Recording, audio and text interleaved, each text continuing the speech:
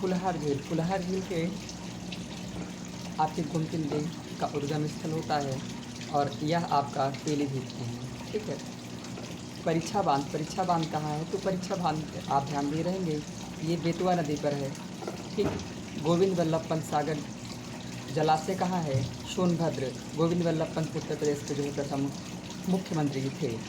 केंद्र द्वारा किस नदी को राष्ट्रीय नदी घोषित किया गया? आप जानते हैं गंगा है। ठीक है। हथनी कुंड परियोजना ज़्यादा महत्वपूर्ण है, यह आपकी यमुना नदी पर है। माता टीला बांध ये आपके बेतवा नदी है। माता टीला बांध ये आपका बेतवा नदी पर पड़ता है, जो आपका एमपी और उत्तर प्रदेश की जो है संयुक्त परियोजना है। निम्नलिखित में से किस नदी को राष्ट्रीय राजमार्ग के रूप में घोषित किया गया है? आप जानते हैं जलीय मार्ग के रूप में घोषित किया गया है, तो वह है गंगा। उत्तर प्रदेश की सबसे लंबी नहर कौन सी है? शारदा नहर है। ठीक है।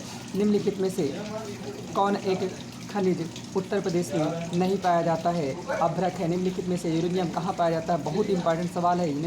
यूरेनियम आपका ललितपुर में पाया जाता है, तांबा और यूरेनियम।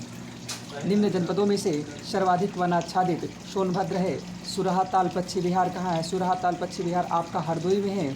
हरदोई का आपसे कभी पुराना नाम पूछा जाए तो हरदोई का पुराना नाम था जो है हरिद्रोही। और अगर आपसे कभी गलती से पूछ लिया जाए कि जो हिरण्यकश्यप या हिरण्यकशिपु था, हिरण्यकशिपु आप जानते रहेंगे ये वर्तनी शब्द है।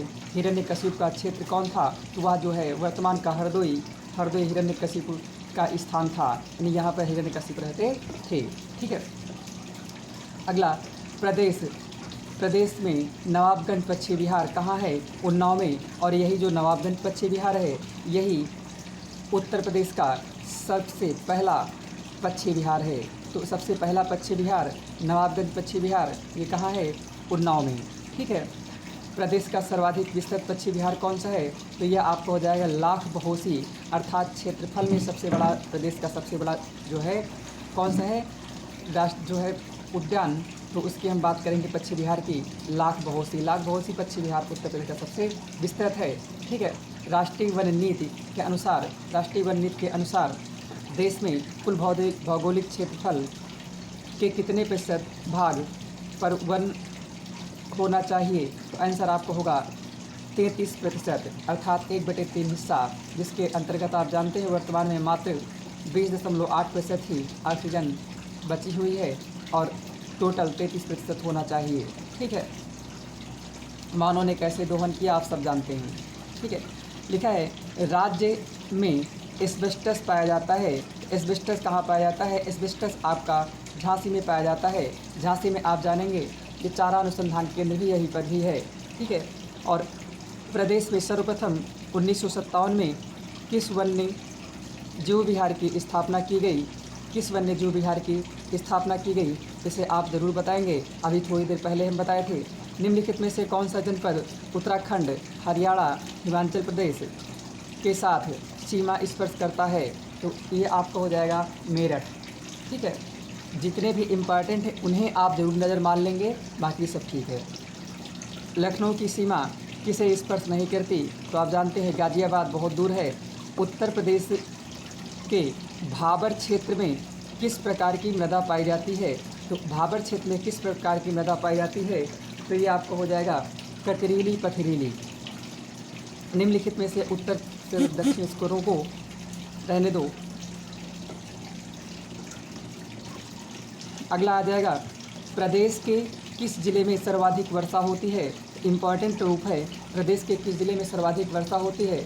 यह आपका उत्तर हो जाएगा गोरखपुर में सबसे ज़्यादा वर्षा होती है। आपसे पूछा जाए सबसे कम वर्षा कहाँ होती है, तो आपको ध्यान रखना होगा ये हो जाएगा मथुरा में उत्तर प्रदेश में सबसे कम वर्षा होती है। और जो गोरखपुर में सबसे अधिक वर्षा होती है। गोरखपुर किस नदी के तट पर है? तो आंसर आपका होगा राप्ती नदी। ठीक है। कौन? राप्ती नदी के तट पर है। ठीक है। अगला है निम्नलिखित में से कौन से जनपद की सीमा 4 राज्यों को स्पर्श करती है? बड़ा ही महत्वपूर्ण है। तो आपका सोनभद्र है। जब सोनभद्र की हम बात करेंगे तो सोनभद्र इस प्रकार से है, जहाँ पर आपका गोविंद वल्लभ पंत सागर जलाशय है। इस तरफ आपका एमपी है, नीचे छत्तीसगढ़ हो जाता है, थोड़ा सा भाग इसका झारखंड छूता है और एक तरफ इसके बिहार हो जाता है। अर्थात हम ये कह सकते हैं सोनभद्र को 4 राज्यों स्पर्श करते हैं। कितने राज्य? 4 राज्य स्पर्श करते हैं। कौन कौन? मध्य प्रदेश, छत्तीसगढ़, झारखंड और बिहार। इसे आप ध्यान देंगे। ये खनिज संपदा की दृष्टि से उत्तर प्रदेश का सबसे धनी जिला है। ठीक है। अगला है निम्नलिखित में से किससे उत्तर प्रदेश की सीमा नहीं लगती है?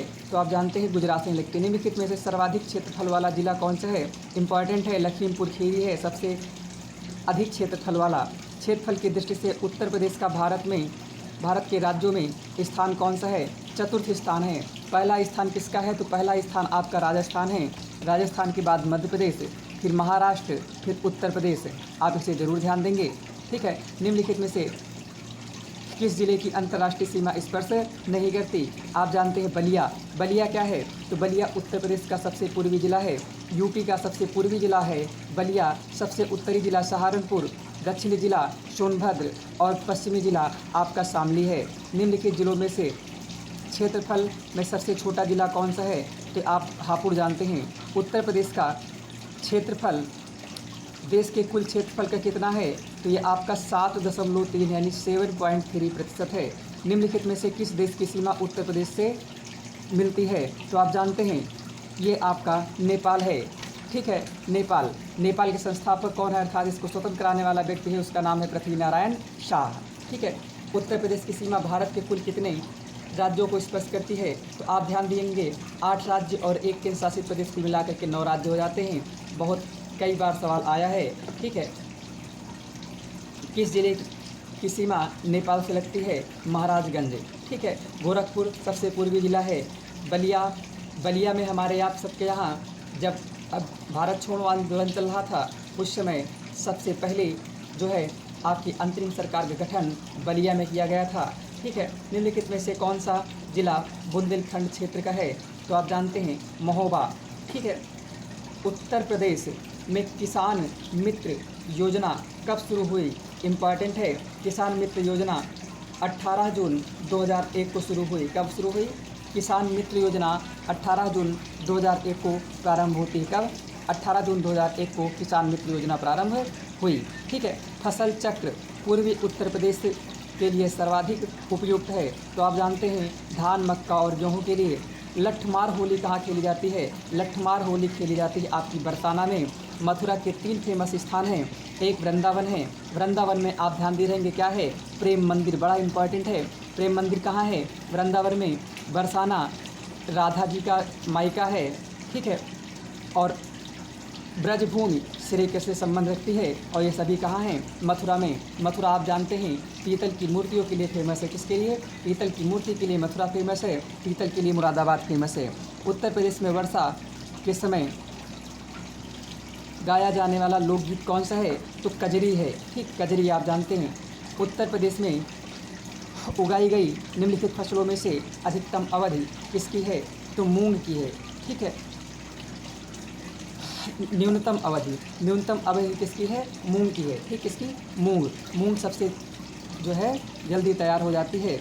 उसके बाद है भारत में उत्तर प्रदेश जिसके उत्पादन में प्रथम स्थान है तो वह आपका गेहूं और आलू में है। उत्तर प्रदेश किस उत्पादन का सबसे बड़ा